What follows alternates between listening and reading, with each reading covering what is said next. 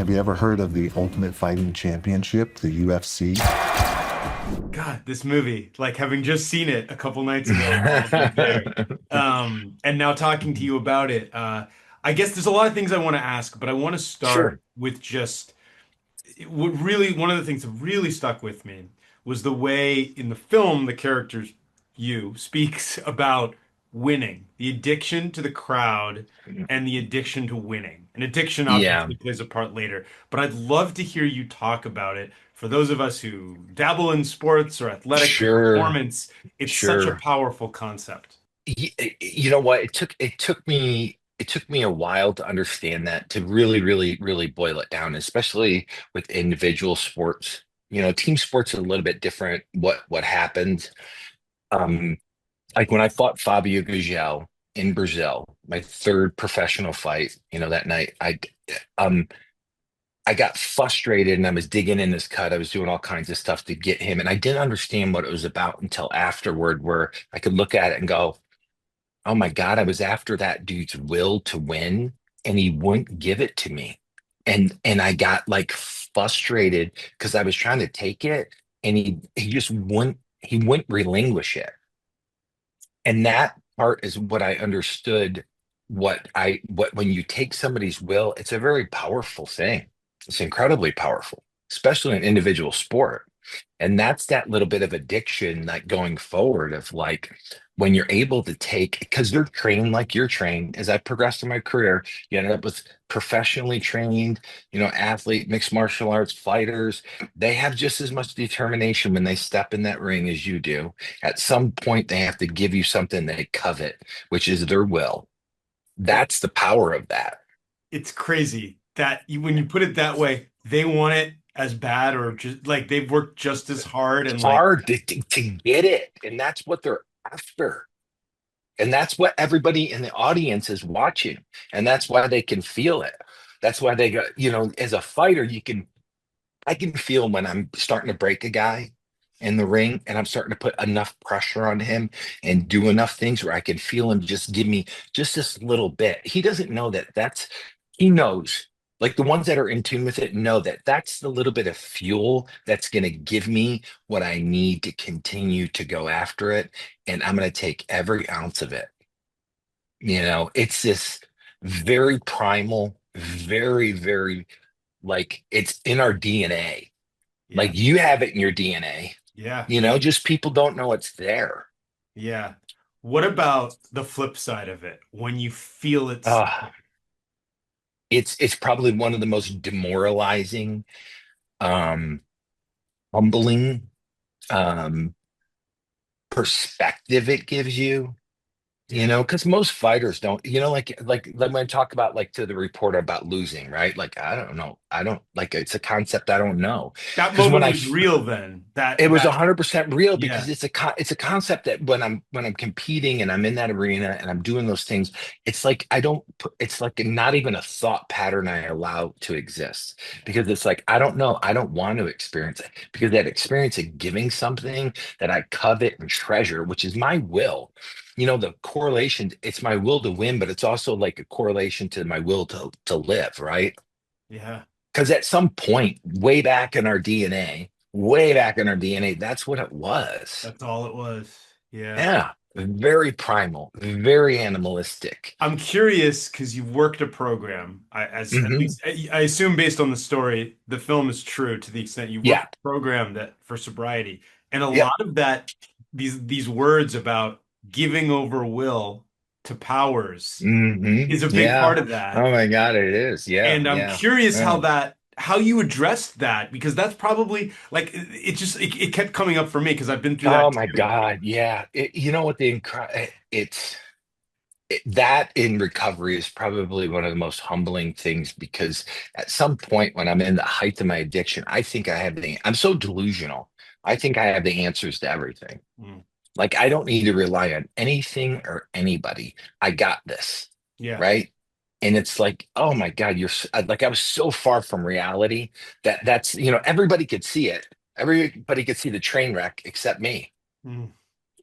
They could see Yeah. like, oh, like so giving that part and understanding what I'm giving to that part is for me, I'm giving like, I don't have the answer Yeah.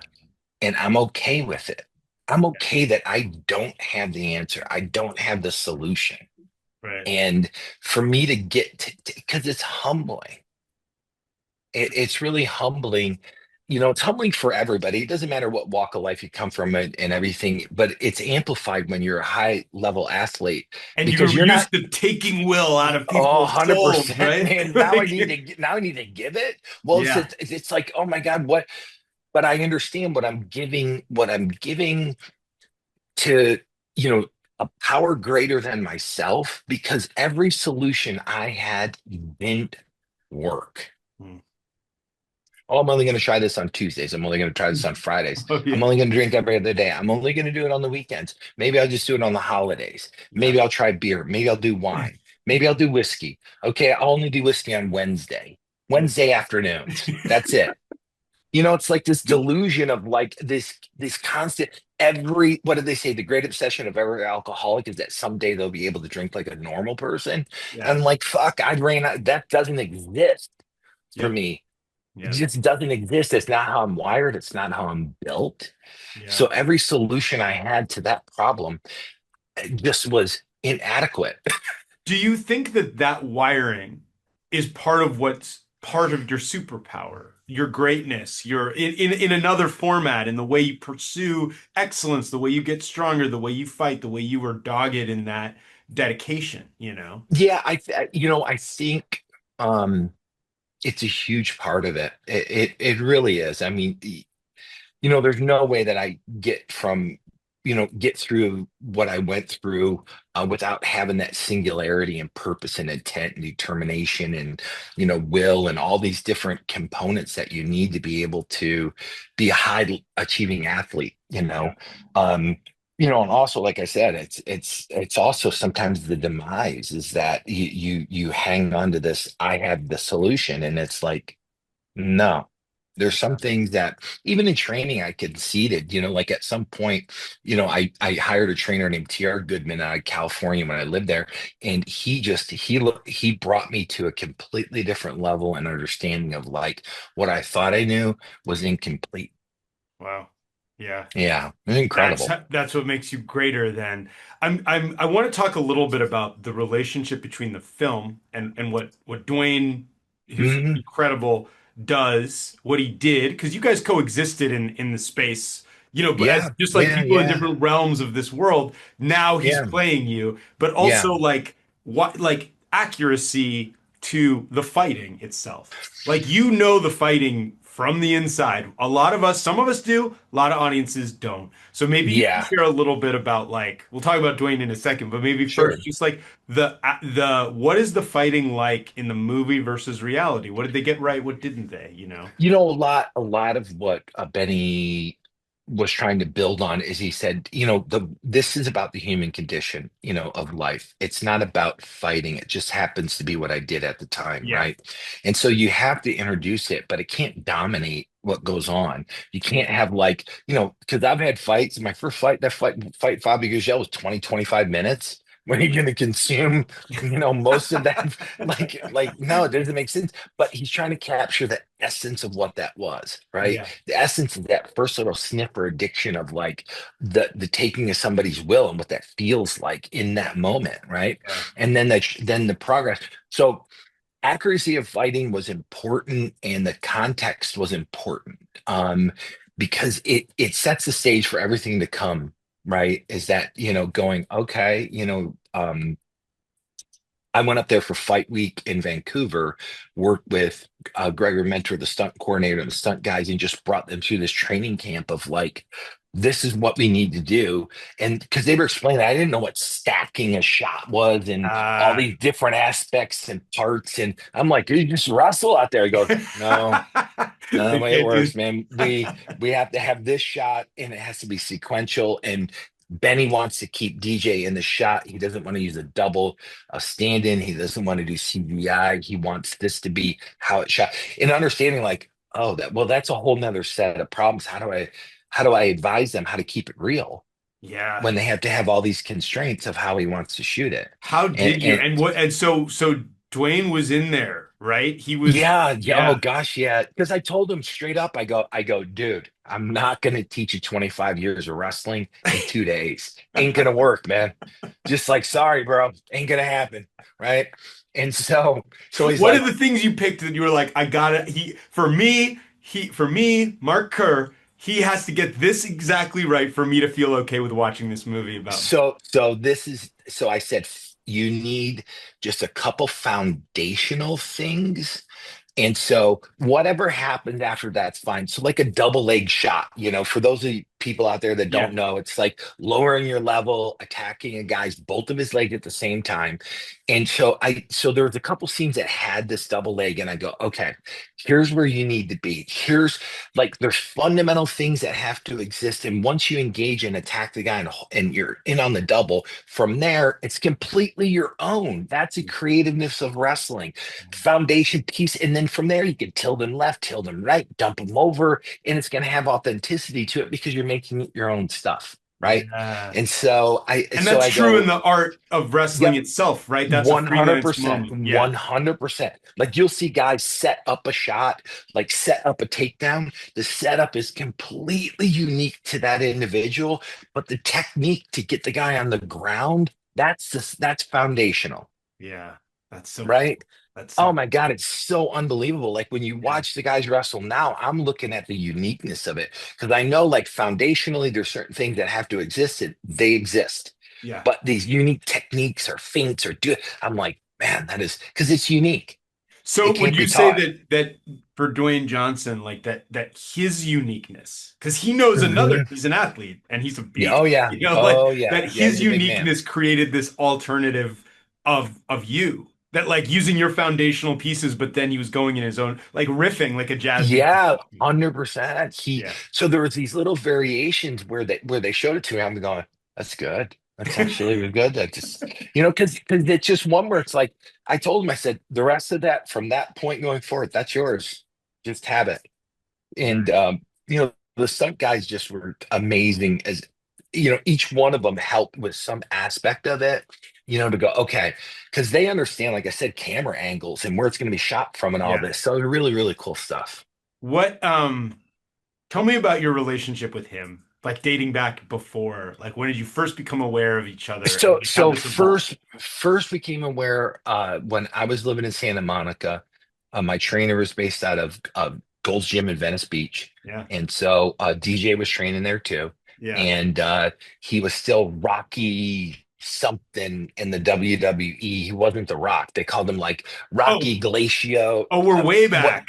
This is what, way back? Oh, okay. he wasn't the Wow. he wasn't the Rock yet. So What so years do this you remember the years? so Dwayne thinks it's 1 year. I think it's another year. And so we decided that Okay. it's just like it's in between like 97 and 2000. Okay. Got Somewhere, it. Got somewhere, it. somewhere Okay. in there. Okay. And so the crazy part is we bump into each other to the point where he's like, hey, what are you doing after you're done working out? And I go, nothing. He goes, you want to go to the firehouse? And so we sat down and had lunch I know the 25 years firehouse. I ago. mean, I live out here, but Yeah, that's so yeah, cool. okay, That's yeah, so yeah. awesome. So it's one of those where we sit down and we have this, and looking back on it, I didn't get it until he talked about it again. He was probing me about me fighting in Japan. He had already talked to Ken Shamrock. He had already talked to, I think, Dan Severn. He had already talked to a couple different people who had went over to Japan and fought because he didn't know if he didn't know what was going to happen with pro wrestling because they Mhm. hadn't given him the big push. He was still a baby face. He wasn't a heel. Da, da, da. So we're having this conversation. He's like, Wow. hey, how do they treat you over there? Does the pay good? How many times a year are you going over there? Who you fighting? Looking at it, looking back on it, going, oh, he was interviewing me.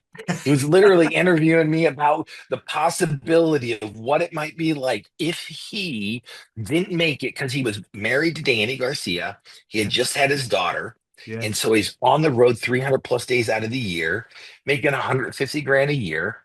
You can do the math. It's like the math doesn't add up. Mm. He's like, I don't know if I could do this.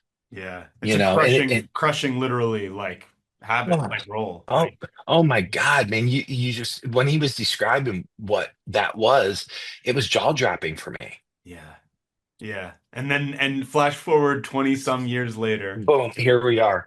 So I mean, I Amazing. get a call. Hey, listen, I want to do, his agent put us in touch and everything, and it's one where it's like, you want to do what? You want to do a movie about my life? But just crazy, crazy. Amazing. Amazing. So, what are some of the things in the darker moments? And this might have to be my last one, but I'm Sure, go sure. on forever with you. It's so awesome. No, no, Um, I appreciate it, George. the stuff about addiction and the Hmm. relationship, which is a lot of Yeah, ways the heart of it. And yeah, what parts about that can you speak to as like this things have to be done to make a movie that may sure, not sure. necessarily be true to a life relationship, which like just like a fight is 25 minutes, a relationship Yeah, can be a mm, lifetime. So yeah. can you talk a little bit about what we saw and what is in that way? There's moment, a lot of what I think the harder thing for me was how on point they were with the context of what was going on, Yeah. and a lot of like what I was doing is incredibly selfish, and I didn't have room for anybody else that was needy in any other way. Like Dawn Mm. just needed attention, she needed love, and I didn't have the bandwidth at the time to give it to her. So there's that contention, and I've distilled it down to like, really to relate it to people is like she's just a little girl, right? that Yeah. that wanted to be loved, and I was a little boy that just didn't know how to love her, because I wanted to go play with my toys. I didn't have Yeah. time, right? Yeah. And so Yeah.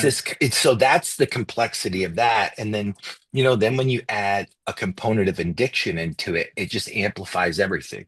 It For goes from sure. me being selfish and singular to me being extremely selfish, Yeah. extremely just singularly focused on two things: fighting and my addiction. Yeah. And Yeah. they just dominate you. They just Yeah. literally dominate. No time for anything else. Mark, No, thank thank. you so much. You were Oh wonderful. This was man, a I wonderful film. appreciate it.